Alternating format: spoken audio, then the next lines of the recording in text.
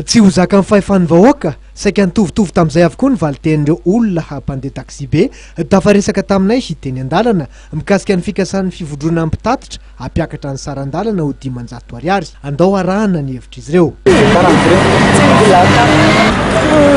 za zany mifantatry le taxi be mandany any amin'izany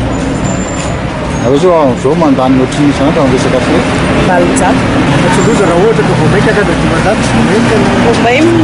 misontra mipenana raha vary rehefa misontra zaka ve zany tsy zato zany zaka zany sady zaka raha lehibe tao tsy zakako efa draty ihany mafimafy ihany izany hoe fiseno any na tsika tsy maintsy fina rehefa izay ny zavatra mitrany io mety hita ny feso zany amin'ny resaka hoe karaha misy tena hita mihitsy nga tena hita satria raha ohatra nay zao ohatra nay zany zao mandeha mianatra ny ankizy dia inefatra isan'andro zao ka raha inefatra isan'andro efa manatomba efajato raha efajato ao anatin'ny 25 efa hitanao amin'izany nisy ihany ireo olona nandroso sosikevitra mba hitadiavana ny marimaritra iraisana ao ambony fa tsy ny vahoaka no ho izakany mavesatra noho ny hifiakaran'ny viditsolika ny sosikevitra aloha zao dia tokony hoe mba tsy ampakariny zareo ilay izy fa tokony mba mifanjakana mba misubvention zareo raha